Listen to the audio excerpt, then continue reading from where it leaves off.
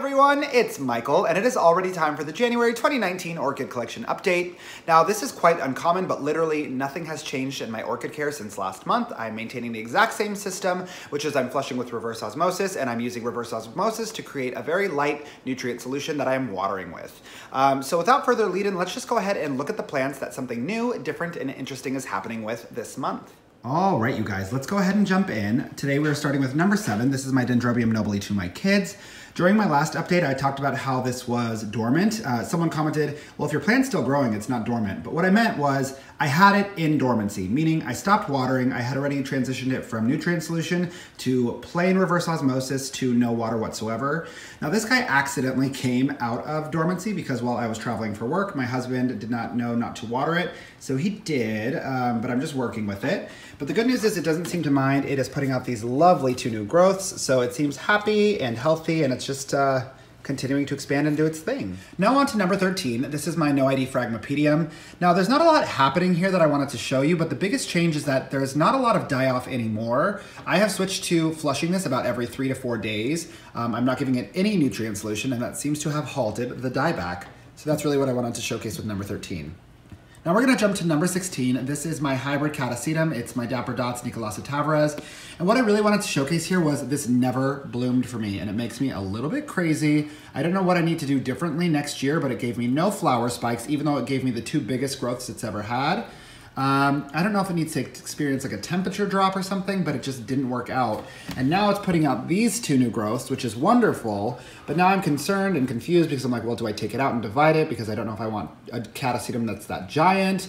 And I do need to ensure that it has the same slow release fertilizer repotted. So I do know that I need to do something with this. I'm just not quite sure what I'm going to do yet.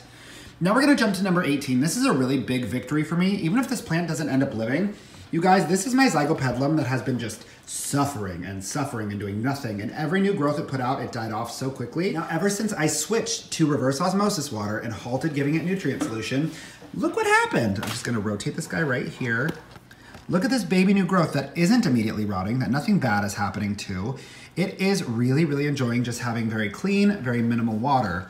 So I think that's the core theme with these Zygopetalums. I hope this bounces back, but I'm just not sure if it has the energy to do it. But it seems to be on the right track, so fingers crossed. Now we're gonna jump to number 24. This is my Miltonia Sunset, and it's funny because a long time ago I bought a backup Miltonia just in case things went weird with this one. This guy started doing really, really well, and then once again it just started doing this. So I'm watching carefully for, I don't even know how to say it, Fusarium? I don't know, I'm not a doctor. But I'm watching it carefully for that, and I have it isolated from the rest of the plants. So I actually even hesitated to put this with the rest of the plants, but I wanted to just show you. So now he's just gonna come and sit over here by himself. I hope you do better. Moving on to number 34, I'm so excited about this one. So this is my Ludicea discolor. This came to me as a division from my friend Nicole's plant. It actually just broke off of her jewel orchid and she gave it to me, and I wasn't quite sure if it would do well in semi-hydro. It did nothing for so long, but now look at it. It has all of these new leaves going everywhere. And look who decided to bloom. Oh my goodness, what a beautiful alien flower this is. Now, I know that these guys aren't known for their blooms, but I don't know why people say that. I think it's stunning. It's so gorgeous, and it just keeps getting better. Look at this. It's like a little alien pod full of blooms. So what I think is the most remarkable about it is I have it growing pendant, and it seems to really enjoy that, but I just love how the flower spike always finds its way to growing straight up. I think that's really remarkable.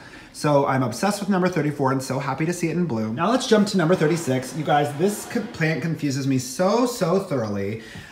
It got my hopes up and then I was devastated because this is the one that had a bunch of spider mites.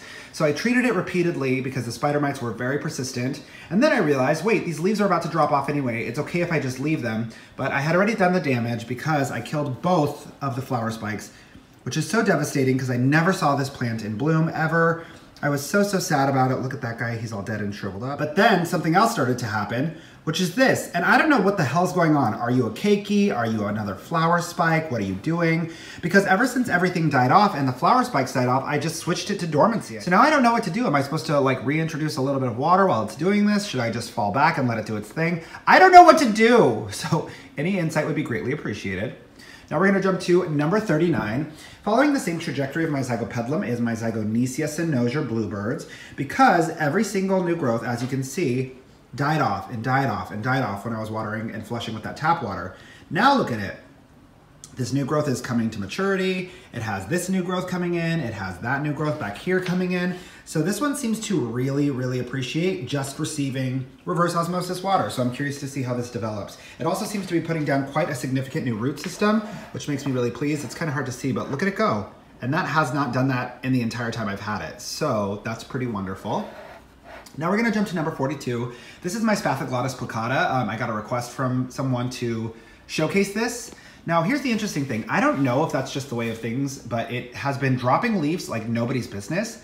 But now each of the remaining growths only has 2 leaves. And if I remember correctly, when I bought this, or when my husband bought it for me, each of the ones that were in spike and had blooms only had 2 leaves. So I'm wondering if that's like the natural progression of how these grow.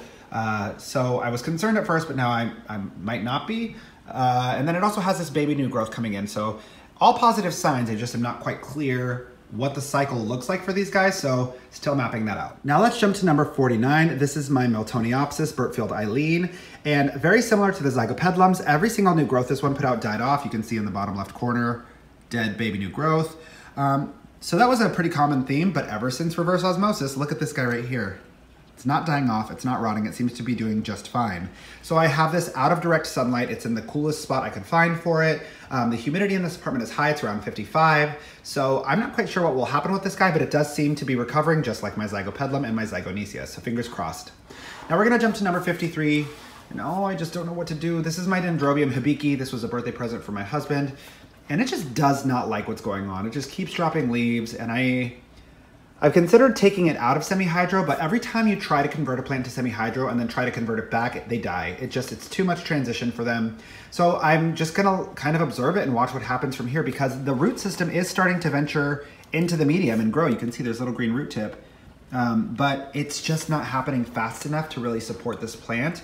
So I'm cautiously optimistic, but also very vigilant with this one. Now on to number 54. This is my Cattleya Volcano Prince. And I called this, you guys. Look at what a beast this is. It's growing out of its drainage holes, but this one is just growing nonstop. It's super happy, it's super hardy and robust. So I'm curious to see when this will start throwing out new growths and maybe when it'll give me a flower spike. But it's all really positive momentum. So that's pretty much it, you guys. Thank you so much as always for choosing to spend your time with me. If you have any questions, concerns, or feedback, go ahead and leave it in the comment section below. Don't forget to click subscribe and have a beautiful rest of your day.